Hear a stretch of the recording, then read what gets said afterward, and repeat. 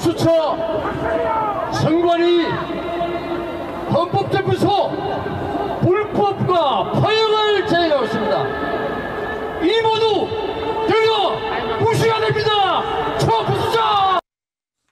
예, 때려 부셔야 된다.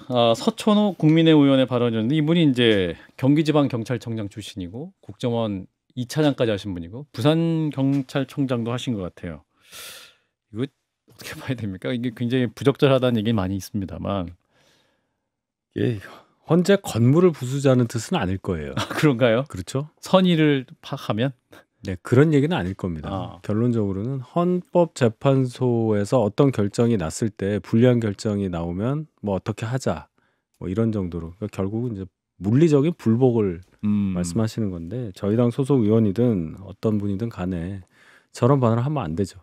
제도권 정치인이라면 특히 선출직 지역 구민의 의사에 따라서 선출이 돼서 국민을 대표하는 자리에 계신 분인데 예.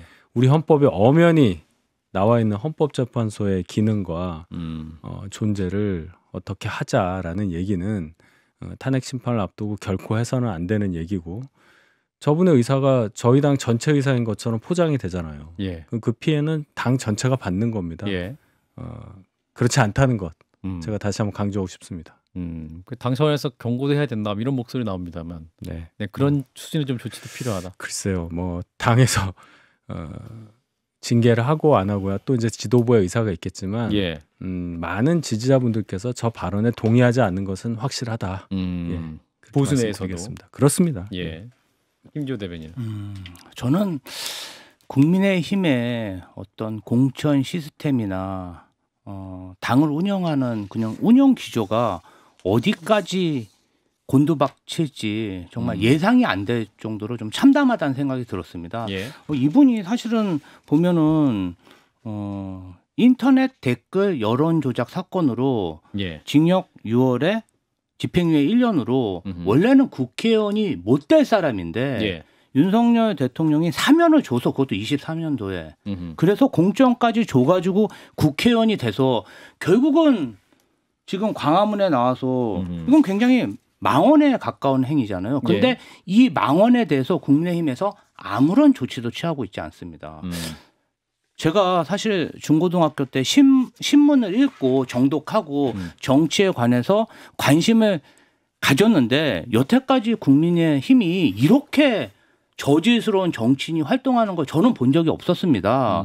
저는 좀 이 부분은 각성해야 되지 않을까 싶습니다. 그러니까 이분이 국정원 댓글 조작 사건으로 징역 2년 6개월, 최동욱 전 검찰총장 사찰 사건으로 징역 1년, 한진중공업 해고 노동자 희망버스 관련 여론 조작 혐의로 징역 6개월, 뭐 이런 부분을 받았었는데 이제 사면 복권을 받아서 22대 총선에 출마할 수 있었던 것인데 사실 근데 이 발언의 수위를 보면 사실은 구구 유튜버가 했다는 해도 이게 굉장히 심각한 발언인데 현직 의원이 이렇게 말씀한 거잖아요. 또 경찰 출신이. 근데 지금 저희가 왜 이 발언이 이제 문제냐면 서부지방법원 폭동 사태도 있었는데 지금 공수처 선관위 헌법재판소 때려 부셔야 된다.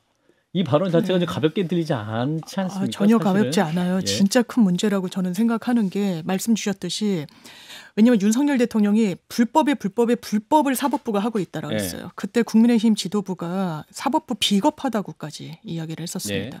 그 끝에 우리가 어떤 상황을 목격했느냐. 국민 저항권이라고 하면서 서부지방법원을 이른바 때려 부순 거예요. 이 워딩이랑 정확히 일치하는 거죠. 서천호 의원이 이야기한 것처럼 모두 때려 부숴야 된다. 모두 쳐부수자. 이거 지어내고 가공한 거 아닙니다. 정확히 워딩이 이래요. 예. 그러니까 거기에 지지층들이 어떻습니까?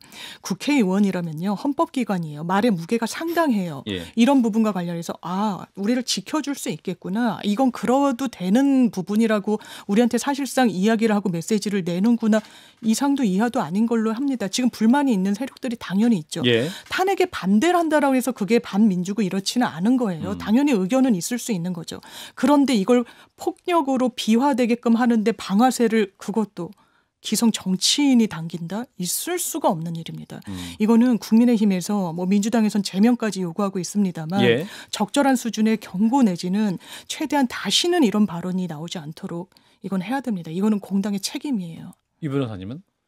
장윤비 변호사님 하신 말씀에 상당 부분 동의합니다.